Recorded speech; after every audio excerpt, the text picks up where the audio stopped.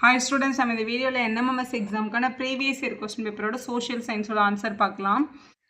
பிற்கால சோழர்களின் காலமான 11ஆம் நூற்றாண்டில் ஒரு பௌத்தரால் இயற்றப்பட்ட இலக்கண நூல் எதுன்னு கேட்டிருக்காங்க. வீர சோழியம் அப்படின்றது தான் சரியான பதில். அடுத்து பாமணி அரசுடன் தொடர்பில்லாத இடம் எது அப்படின்னு கேட்டிருக்காங்க.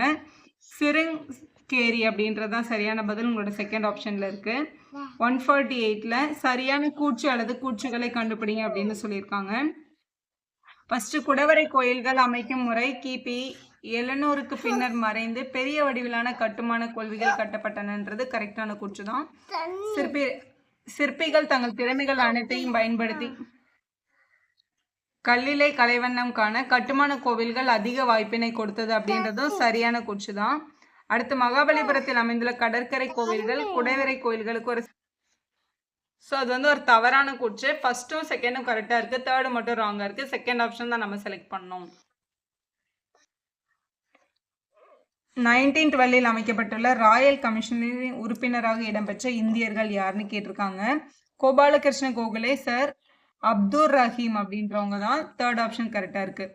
யாருடைய படையெடுப்புக்கு பின் பாண்டிய நாடு அடுத்து யாருடைய படையெடுப்புக்கு பின் பாண்டிய நாடு பல அரசர்களால் பிரித்து கொள்ளப்பட்டது அப்படின்னு கேட்டிருக்காங்க.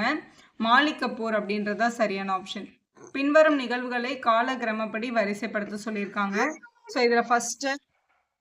இதில் ஃபர்ஸ்ட் வந்து சிவாஜி பூனேவுக்கு அருகே இருந்த கோண்டுவானா கோட்டையை கைப்பற்றினால் இதுதான் வந்து ஃபர்ஸ்ட் நடந்தது.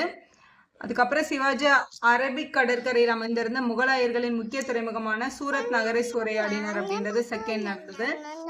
அதுக்கப்புறம் அவுரங்கசீப் தக்காணத்தை வந்து அடைந்தார் அப்படின்றது தேர்டு நடந்தது. ஸோ லாஸ்ட் ஒன் வந்து இந்த ஃபோர்த் லாஸ்ட் ஸ்டேட்மெண்ட் எடுத்துக்கலாம். ஸோ இது கரெக்டாக 4வது ஆப்ஷனில் பொருந்தி இருக்கு பாருங்க, அதான் நீங்கள் செலக்ட் பண்ண வேண்டியது. முகலாய பேரரசர் ஜஹாங்கீரிடம் இந்தியாவின் வணிகம் செய்யும் உரிமையை பெறுவதில் வெற்றி கண்டவர் யார்? சர்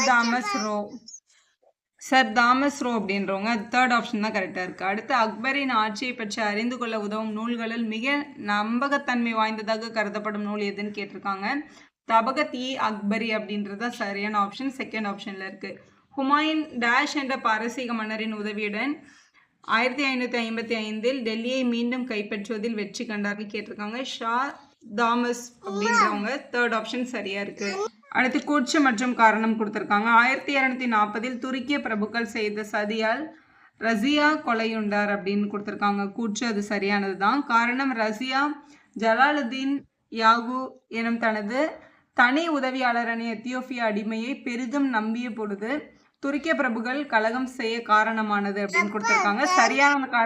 சரியான காரணமா இருக்கு. ஸோ செகண்ட் ஆப்ஷன் தான் நம்ம செலக்ட் பண்ண வேண்டியது. அடுத்து பொறுத்துக. சந்தால் கழகம் நடைபெற்ற அந்த வருஷம் கேட்டிருக்காங்க. 55 to 56 அப்படின்றது சரியான ஆப்ஷன், அதான் நீங்கள் செலக்ட் பண்ணணும். அடுத்து இண்டிகோ கழகத்தோட இயர் கேட்டிருக்காங்க. 59 to 60. அடுத்து பாப்னா கழகம் கேட்டிருந்தாங்க. 73 to 76. பஞ்சாப் விவசாயிகள் இயக்கம் வந்து 90 to 1900. உங்களோட செகண்ட் ஆப்ஷன் கரெக்டாக இருக்குது. டேஷ் ராஜஸ்தானில் நகரை நோக்கிய வண்ணம் எளிதில் ஏற முடியாத மலைப்பாறைகளுக்கு மேல் அமைக்கப்பட்டுள்ளதுன்னு கேட்டிருக்காங்க. ஜோத்பூர் மாளிகை அப்படின்றது தான் சரியான பதில், ஃபோர்த் ஆப்ஷனில் இருக்கு. அடுத்து வேதாந்த பள்ளியின் அடிப்படை நூலான பிரம்மசூத்திரத்திற்கு உரை எழுதியவர் யாருன்னு கேட்டிருக்காங்க. ஆதிசங்கரர் அப்படின்றது தான் சரியான பதில். தீரன் சின்னமலையின் இயற்பெயர் என்னன்னு கேட்டிருக்காங்க. தீர்த்தகிரி அப்படின்றது தான் சரியான பதில், செகண்ட் ஆப்ஷன்ல இருக்கு.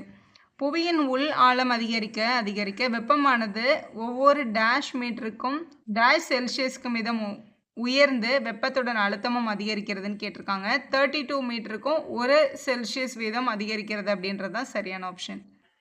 அடுத்து தவறான கூற்று அல்லது கூற்றுகளை கண்டுபிடிக்க சொல்லியிருக்காங்க. இதில் எதெல்லாம் ராங்குன்னு பார்க்கணும். கண்டத்தின் மேற்பகுதி சியால் எனவும் கீழ்ப்பகுதி சிமா எனவும் அழைக்கப்படுகிறது சரியான கூற்று தான். அடுத்து புவியின் மையப்பகுதி பாறை கோலம் என்று அழைக்கப்படுகிறது அப்படின்னு சொல்லியிருக்காங்க. இது வந்து ஒரு தவறான கூற்று.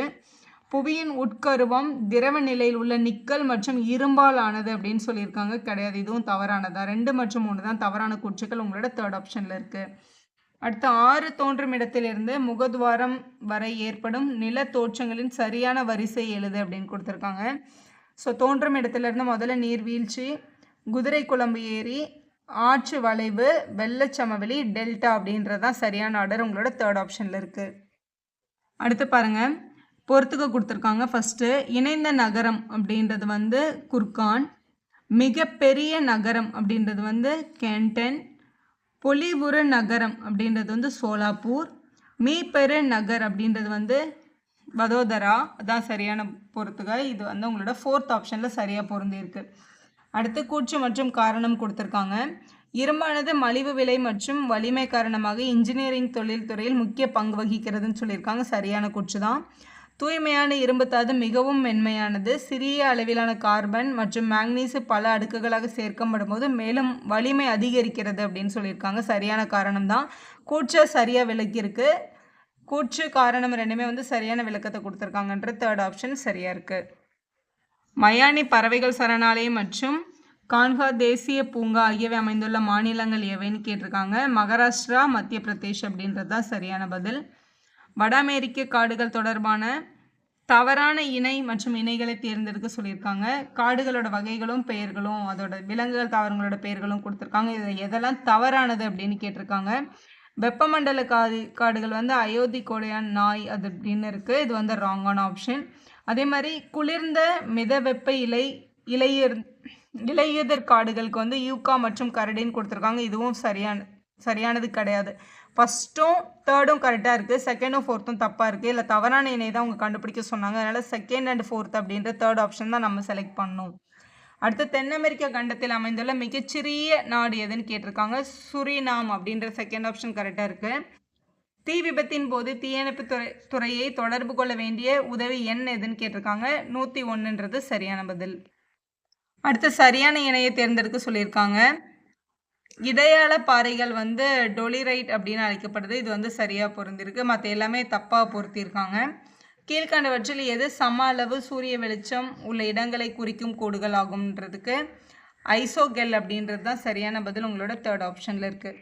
பின்வருவனவற்றில் எது இடம்பெயர்வுக்கான இழுக்காரணி அல்ல அப்படின்னு கேட்டிருக்காங்க. வேலை வாய்ப்பின்மை அப்படின்றது தான் கரெக்டான ஆப்ஷன்.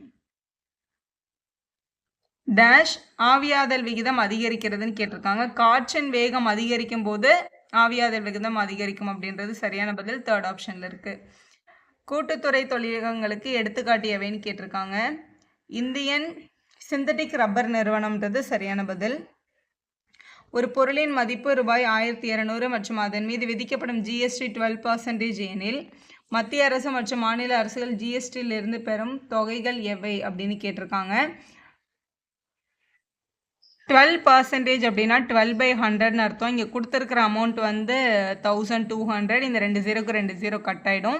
இப்போ 12 12s are 144. இதை வந்து 2ஆக டிவைட் பண்ணிட்டோம் அப்படின்னா 72 கிடைக்கும். அப்போ 72 ருபீஸ் வந்து மத்திய அரசுக்கும் மாநில அரசுக்கும் பிரித்து அவங்களுக்கு வந்து நம்ம கொடுக்குறோம்.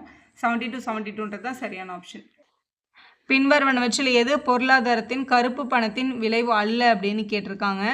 பணக்காரர்கள் மற்றும் ஏழைகளிடையே இடைவெளி குறைதல் அப்படின்றது வந்து உங்களோட சரியான ஆப்ஷன். சமத்துவம் என்பது சமமாக நடத்துவது மட்டுமல்ல, வெகுமதி அளிப்பதிலும் சமத்துவம் இருப்பதாகும் என்று கூறியவர் யார் அப்படின்னு கேட்டிருக்காங்க. பேராசிரியர் லாஸ்கி அப்படின்றவங்க. தேர்ட் ஆப்ஷன் சரியாக இருக்குது.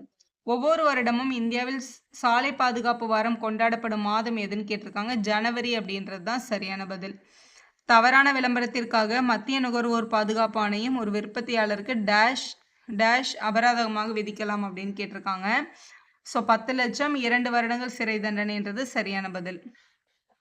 சரியான கூற்று அல்லது கூற்றுகளை தேர்ந்தெடுக்க சொல்லியிருக்காங்க. இதில் வந்து உயர்நீதிமன்ற நீதிபதிகளின் எண்ணிக்கை நிலையாகவும் ஒரே மாதிரியாகவும் இருப்பதில்லை அப்படின்றது வந்து சரியான கூற்று. அதே மாதிரி குடியரசுத் தலைவர் உச்ச நீதிமன்ற தலைமை நீதிபதியையும் மாநில ஆளுநரையும் கலந்தாலோசித்து உச்ச நீதிமன்ற தலைமை நீதிபதியை நியமனம் செய்கிறார் அப்படின்றதும் சரியாக இருக்குது. மற்ற ரெண்டுமே வந்து ராங்கான ஆப்ஷன்ஸாக இருக்குது. கரெக்ட் எதுன்னு தான் கேட்டிருந்தாங்க. 1 மற்றும் 4 அப்படின்றத தான் நம்ம செலக்ட் பண்ணியிருக்கணும். அடுத்த 2004 டிசம்பர் 3ஆம் நாள் முதல் வெளிநாட்டில் பிறந்தவர்கள் இந்திய வம்சாவளி குடியுரிமை பெற அவர்களுடைய பிறப்பினை டேஷ் இந்திய தூதரகத்தில் பதிவு செய்ய வேண்டும் அப்படின்னு கொடுத்துருக்காங்க. 1 வருடத்திற்குள் பதிவு செய்ய வேண்டும் அப்படின்றத உங்களோட சரியான பதில். அது உங்களோட ஃபர்ஸ்ட் ஆப்ஷனில் கொடுத்துருக்காங்க. வீடியோ யூஸ்ஃபுல்லாக இருந்தால் ஒரு லைக் போடுங்க, உங்கள் ஃப்ரெண்ட்ஸ்க்கும் ஷேர் பண்ணுங்கள். Subscriber channel for more videos.